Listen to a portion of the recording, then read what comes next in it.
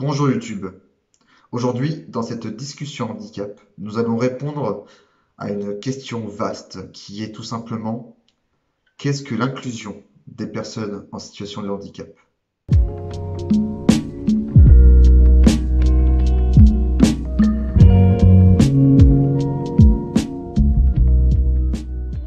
L'inclusion, c'est ce que veut définir et avoir auprès du gouvernement des associations telles que l'APF France Handicap. Mais pour parler d'inclusion, il faut d'abord définir les trois mots principaux qui sont l'exclusion, qui sont la ségrégation et qui sont l'intégration.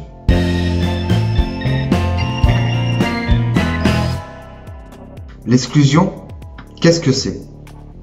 Alors l'exclusion, c'est écarter une personne ou un groupe de personnes d'un autre ensemble de personnes. C'est un peu compliqué dit comme ça, donc je vais vous donner un exemple. On est dans une population où tout le monde doit avoir un bandana rouge autour du cou. Et vous êtes le seul qui en a un noir.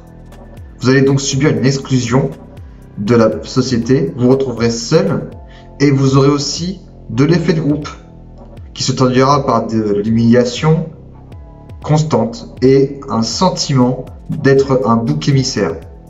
Cela peut sembler être débile comme exemple ou situation, mais cela de nos jours, même en France par exemple, auprès des collégiens et lycéens, existe toujours.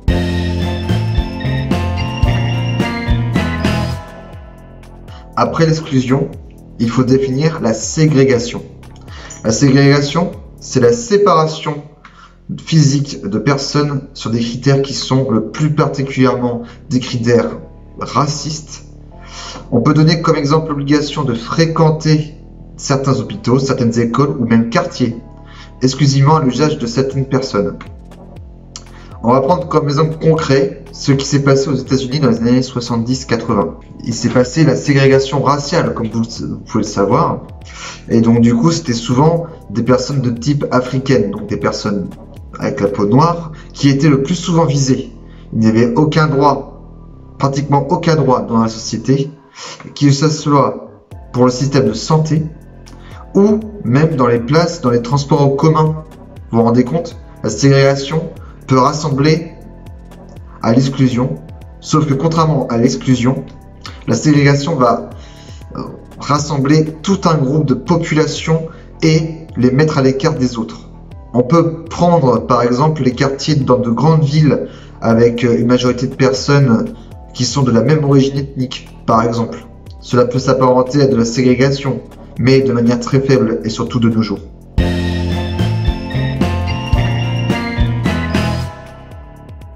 Enfin, il faut définir le principe d'intégration.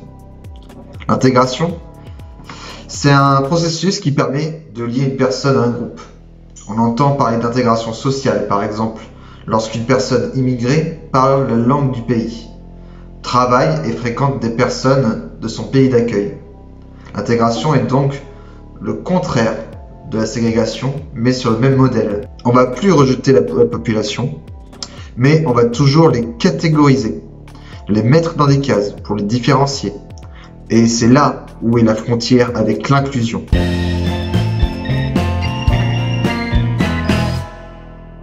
Du coup, l'inclusion c'est quoi? Ce n'est aucun des mots dits précédemment, et encore moins l'intégration.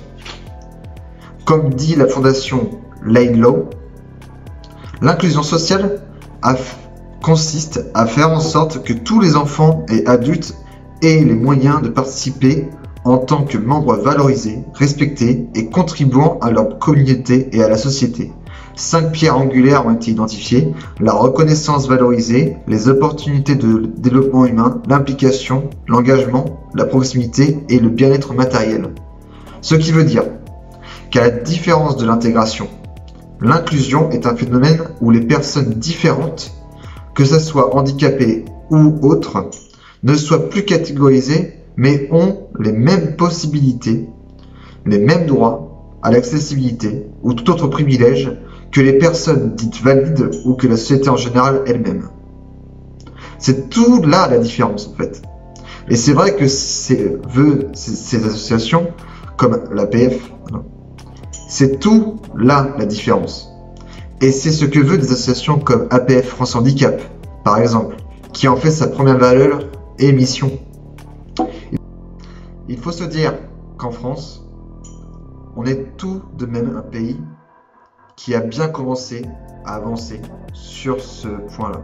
Je vous mets en dessous cette vidéo, une vidéo qui parle du handicap au Japon et de la manière dont celle-ci est traitée dans ce pays.